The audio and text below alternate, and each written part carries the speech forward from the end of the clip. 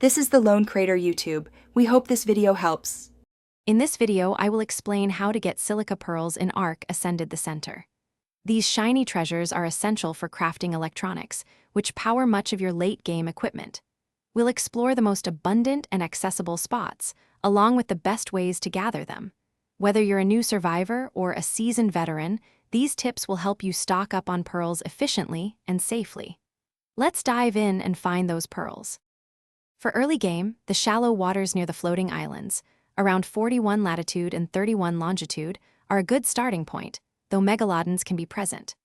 The lakes on Lava Island, particularly around 12.5 latitude and 57.3 longitude, are often peaceful and rich in pearls.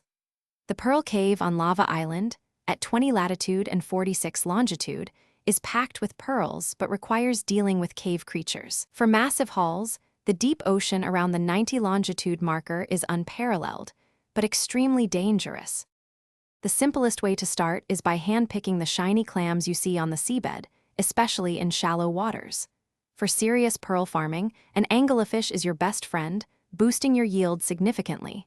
Mantises are also effective, and otters can passively collect pearls from fish they hunt.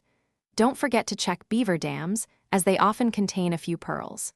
In the Pearl Cave, using a whip can help you quickly gather many pearls from the ground. When venturing into deeper waters, always bring a powerful aquatic mount for defense against dangerous creatures. Scuba gear or Lazarus chowder will greatly extend your underwater time, allowing for longer gathering sessions. In the Pearl Cave, be prepared for spiders and scorpions. Clear them out before you start harvesting. Remember, pearls often blend with rocks, so keep a keen eye out for their distinct shine. With these tips, you'll be swimming in silica pearls in no time. Thanks for watching. Consider subscribing if we helped you.